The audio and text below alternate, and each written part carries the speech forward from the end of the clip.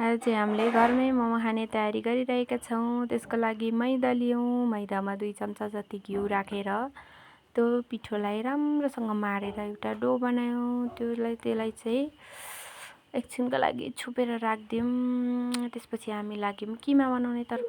अनि लसुन, अदुवा, खुर्सानी, धनियाँको पेस्ट बनायौँ। त्यो किमामा राख्यो भने मिठो हुन्छ। किमाको लागि एउटा बाटामा मासु, काटेको मासु ल्यायौँ। त्यसमा मसिनो गरी काटेको बन्दा र प्याज राख्यौँ। अनि अघि बनाएको पेस्ट अनि स्वादअनुसार नुन अनि मसला।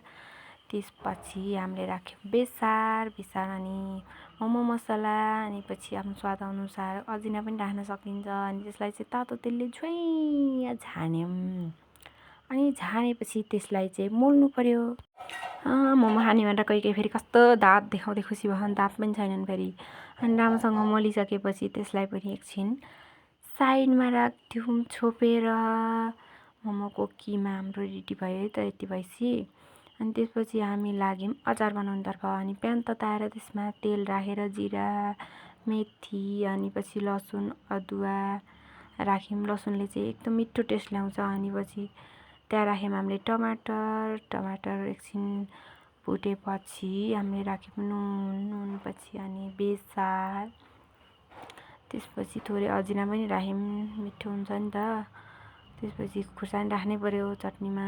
त्यसपछि खुर्सानी काटेर डल्लै खुर्सानीको टेस्ट झन् छुट्टै हुन्छ।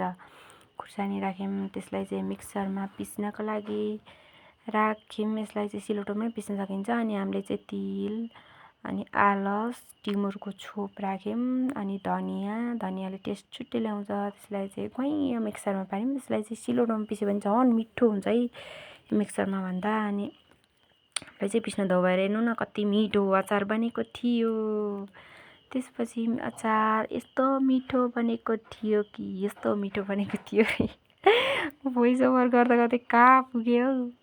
अनि त्यसपछि हामी चाहिँ सुप बनाउनुतर्फ लाग्यौँ है त। सुपको लागि हामीले तरकारीहरू यो काट्यौँ। त्यसपछि प्यान तताएर त्यसमा चाहिँ तेल राख्यौँ।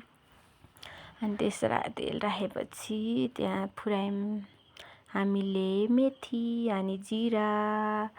त्यसपछि हामीले राख्यौँ राम्रोसँग त्यो फुरिसकेपछि हामीले राख्यौँ मोटो गरेर काटेको प्याज, अदुवा, लसुन अलि ठुलो गरी काट्नुपर्छ है त त्यसको लागि। अनि त्यो किमाबाट बाँकी रहेको हड्डी त्यसको सुप मिठो आउँछ। अनि यसो चलाउने त्यसलाई चलाइचुली गर्ने। त्यसपछि हामीले राख्ने अलिक मोटो गरी काटेको बन्दा राखेपछि त्यसलाई चलाउने।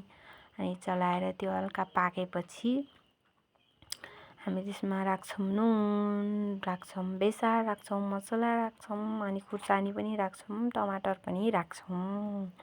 अनि त्यो रेडी भइसकेपछि हामी मोमो स्टिम गर्ने भाँडोमा राख्छौँ। त्यसमा पानी राखेर तलपट्टि राख्छौँ। मोमो स्टिम हुन्छ नि यो सुप रेडी हुन्छ हैन। त्यसपछि हामी लाग्यौँ मोमो बनाउनेतर्फ। अनि यसो बेलेर ऱ्याप गर्न त्यस्तो मजाले आउँदैन। त्यही पनि काम चलाऊ सरकार भन्ने गरेर मैले मोमो ऱ्याप गरेँ।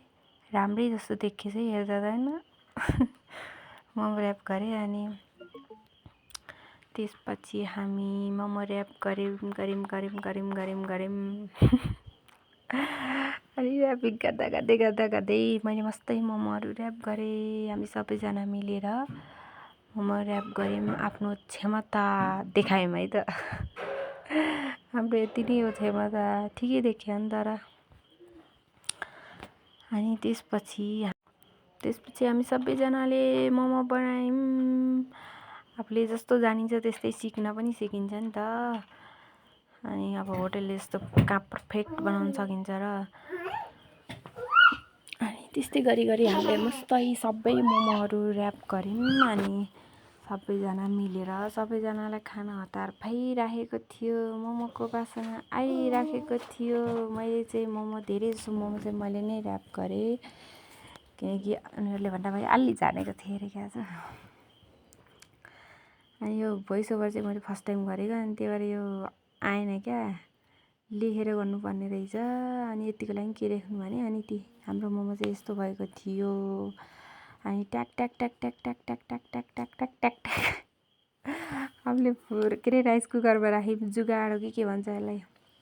हाम्रो राइस कुकर मोमो चाहिँ यसरी रेडी भयो है। अनि हाम्रो चाहिँ मोमो बनाउने भाँडा थिएन, त्यही भएर राइस कुकरमै काम चलाएको। अनि यता यसरी खायौँ हामीले चाहिँ मोमोको चटनीमा डुबेर। कसरी खाएका छन् हेर न। अर्को फेरि खुसी भएर खाँदैछ।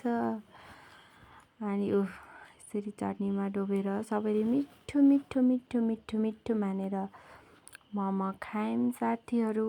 हामीले चाहिँ फुच्चेले पनि खाँदैछ। उसलाई मिठो भयो भनेर सोधेको, भन्छ ती।